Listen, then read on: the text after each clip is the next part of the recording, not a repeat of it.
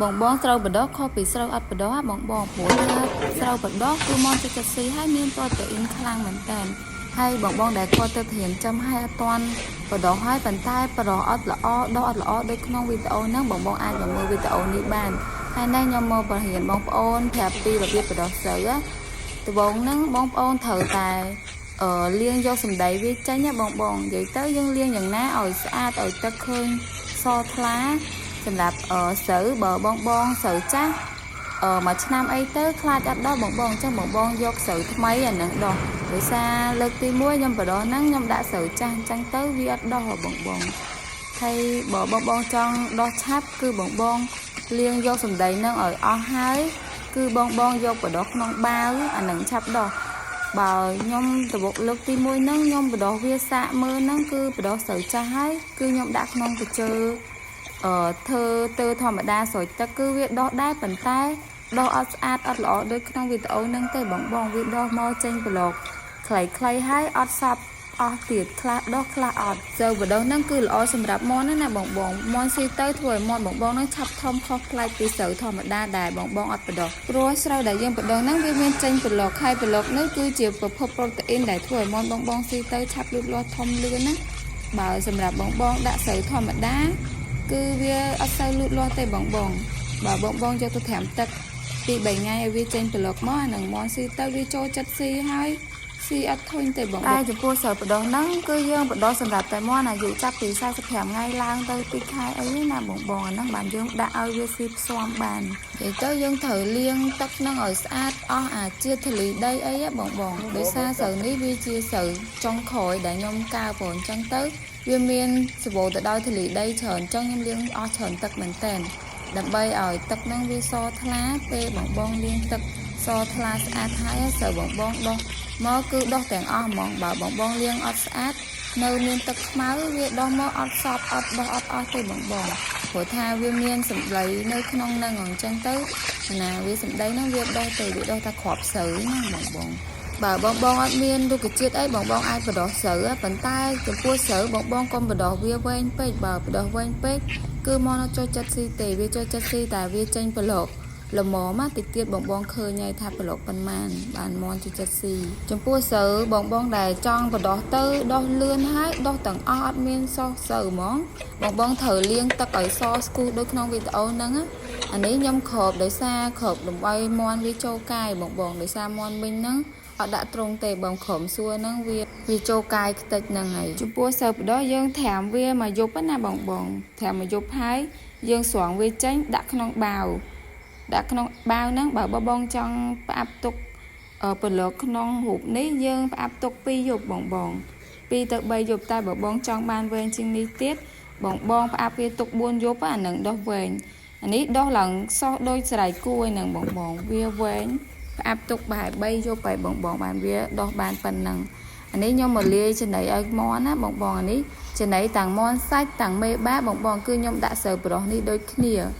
ហើយចំណីលាយហ្នឹងវាមានច្រើនមុខទៀតបងដូច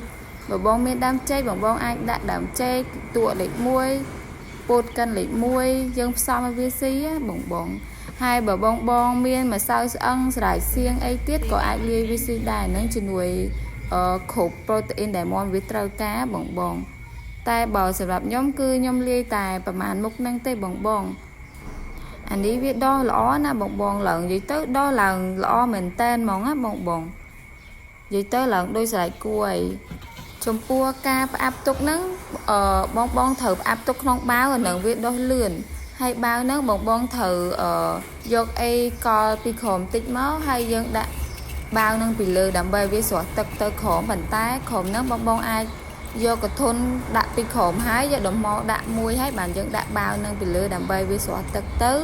វានៅក្នុងហ្នឹងដោយសារថ្ងៃក្តៅអញ្ចឹងវាអាចហួតពីទឹកខាងក្រោមហ្នឹងឡើងទៅលើអត់សូវឲ្យស្ងួតពេកទេតែបើបងអត់ធ្វើអញ្ចឹងខ្លាចវាអត់សូវដោះបងដោយសារដូចខ្ញុំប្រាប់បងនៅដើមវីដេអូអញ្ចឹងខ្ញុំធ្លាប់ប្រឡោះលើកទី1ហ្នឹងគឺខ្ញុំដាក់នៅក្នុងល្អីកញ្ជើយើងហើយខ្ញុំគ្របកណាត់ពីក្រោមប៉ុន្តែ វាដោះខ្ញុំគិតថាដោយសារស្រូវវាចាស់បងបើស្រូវនេះវាស្រូវថ្មីស្រូវចាស់ខ្ញុំនោះវាចូលចិត្ត2ឆ្នាំជាងហើយបងហើយសម្រាប់បងមានចម្ងល់អីបងអាច comment នៅក្នុងវីដេអូនេះបានណាខ្ញុំនឹងធ្វើវីដេអូបង្ហាញប្រាប់បងទៀតតែបើបងមានបទពិសោធន៍ថ្មីជាងនេះឬក៏បទពិសោធន៍តាក់ទងនឹងការផ្ដល់ចំណីផ្សេងបងក៏អាច comment នៅក្រុមនេះបានដែរដើម្បីចែករំលែកបទពិសោធន៍ថ្មីជួយបងប្អូនយើងគាត់បានដឹងទាំងអស់គ្នាបងចំពោះចំណីមាន់នេះខ្ញុំលាយពេលយប់បងគឺយើងលាយឡើងឲ្យវាល្មួតដូចក្នុងរូបចឹងនិយាយទៅអត់ឲ្យវាប៉ែកពេកឬក៏ស្ងួតពេកទេបងយើងលាយយើងថែមទឹកល្មួតដែរមាន់វាងាយស្រួលស៊ីដូចអានេះខ្ញុំលាយជាប្រចាំគឺខ្ញុំលាយប៉ុណ្ណឹងបងវាតែប៉ុណ្ណឹងមាន់វាស៊ីអស់ហើយចំពោះការលាយចំណីគឺខ្ញុំផ្ដល់ចំណី3ដងក្នុងមួយថ្ងៃពេលព្រឹកពេលថ្ងៃហើយនិងពេលល្ងាចហ្នឹងពេលខ្លះអាចចូលម៉ោង6ទៅម៉ោង7ហើយបងបានយើងរៀងទៅនេះដៃអាចឆ្លៀតដាក់ចំណីឲ្យវាអញ្ចឹងណាបងបើតកតងនឹងស្រូវប្រុសវិញគឺមានបងជាច្រើនដែលគាត់ចេះប្រុសហើយប៉ុន្តែវីដេអូនេះគឺខ្ញុំចង់បង្ហាញបងប្អូនតកតងនឹងការលាយចំណីមាន់ផងតកតងនឹងការបដោះស្រូវផងយើងផ្គួបផ្សំគ្នាក្នុងវីដេអូតែមួយហ្មងកុំឲ្យបងពិបាកទៅមើលវីដេអូផ្សេងទៀតបងយើងមើលតែមួយទៅយើងចេះទាំងអស់ហ្មងហើយចំពោះការលាយចំណីគឺដូចគ្នាបងគ្រាន់តែបដូរចំណីមាន់សាច់បើបងលាយចំណីមាន់ពងគឺយើងដាក់ចំណីមាន់ពងតែបើបងចាំមាន់សាច់យើងបដូរពីចំណីមាន់ពងទៅជាចំណីមាន់សាច់វិញណាបងគឺដូចគ្នាអានេះយើងមានដូចជាដើមចេកយើងកិនវាឲ្យម៉ត់ទេណាបងមានម៉ាស៊ីនកិនណាដើមចេកពោតកតួហ្នឹងចុងអង្គក៏មានដែរបងចុងអង្គហើយនឹងស្រូវត្រាំហ្នឹងហើយនឹងបងមានចកអាសូឡាតកួនកធំថេតអីដាក់បានដូចគ្នាបងដោយសារខែនេះគឺអត់មានតកួនទេបងដើម្បីទទួលបានចំណេះដឹងថ្មីបទពិសោធន៍ពិតបងកុំភ្លេចជួយ like subscribe channel កសិដ្ឋានមកសាយប្រែតាំងម្នាក់មួយផងណាបងចំណីនេះយើងត្រូវលាយឲ្យវាសព្វសាច់ចឹងណាបងនិយាយទៅធ្វើយ៉ាងណាឲ្យចំណីកតួពោតដើមចេកហ្នឹងយើងច្បល់ចូលគ្នាឲ្យសព្វល្អអាហ្នឹងបានយើងដាក់ឲ្យមាន់ស៊ីយ៉ាងយូរយើងអាចលាយ5នាទីអីបង